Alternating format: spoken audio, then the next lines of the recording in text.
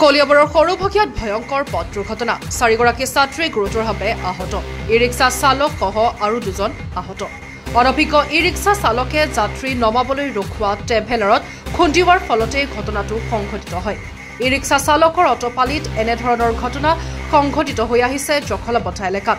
আহত 4 ছাত্ৰীসহ 6জনক কলিয়াবৰ মহকুমা অসামৰিক চিকিৎসালয়ত ভৰ্তি কৰে ইয়াৰ এগৰাকী ছাত্ৰীক উন্নত চিকিৎসাৰ বাবে তেজপুৰ মেডিকেল কলেজ হস্পিটেললৈ প্ৰেৰণ আহত ছাত্ৰী কেইগৰাকী ক্ৰমে অষ্টমমান শ্ৰেণীৰ পল্লৱী দাস হিমাশ্ৰী কাকতি ৰাছিদা খাতুন আৰু দ্বাদশমান শ্ৰেণীৰ প্ৰীতি বিশ্বাস ই ৰিক্সা চালকসকলৰ লগতে অন্যান্য বাহনসমূহ কলিয়াবৰ উচ্চতৰ মাধ্যমিক বালিকা বিদ্যালয়ৰ সন্মুখত নৰখোৱাৰ ব্যৱস্থা কৰিবলৈ প্ৰশাসনক দাবী জনাইছে বিদ্যালয় কৰ্তৃপক্ষই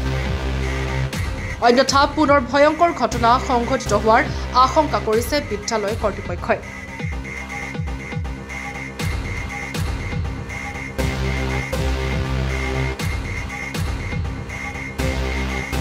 নিয়মমাফিক আমি স্কুলখন ছুটি দিছিলোঁ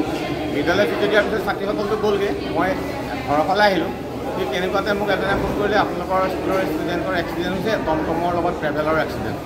বিশেষ কথাটো মই নাজানো কিন্তু ডাঙৰ সমস্যাটো হৈছে মই আগতেও প্ৰশাসনক এখন লিখিত আবেদনো দিছিলোঁ যে আমাৰতো টাৰ্ণিং হয় আৰু তাত ন' পাৰ্কিং জ'ন মই নিজে লগাইছোঁ তাত মানে গাড়ী ঘোঁৰা ৰাখিব নালাগে কিন্তু দেখা পোৱা যায় সদায় টমটম আৰু টেম্পুবিলাক এনেকুৱা ধৰণৰ ৰাখি থয় আমাৰ বিদ্যালয়ৰ ফালৰ পৰা ওলাই অহা বা তাত সোমাবলৈ মানে ইমান দুৰূহ হয় ইফালৰ পৰা নেশ্যনেল হাইৱে ট্ৰাক চাক আহি থাকে গতিকে এই ব্যৱস্থাটো প্ৰশাসনক মই দৃষ্টিগোচৰ কৰিছোঁ যাতে আগন্তুক দিনত তাতে যাতে ন' পাৰ্কিং জ'ন মানে সঁচাকৈ ন' পাৰ্কিং জ'নেই হওক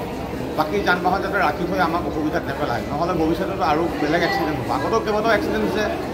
মাজতো আমাৰ এগৰাকী ছাত্ৰী মৰিছে মৃত্যুবৰণ কৰিছে ৰাজশ্ৰী ভূঞা বুলি ফাৰ্ষ্ট ইয়েৰৰ ছোৱালী এইবাৰ পিছতো যদি প্ৰশাসনে আমাৰ কথাটো গুৰুত্ব নিদিয়ে আমিনো কি কৰিম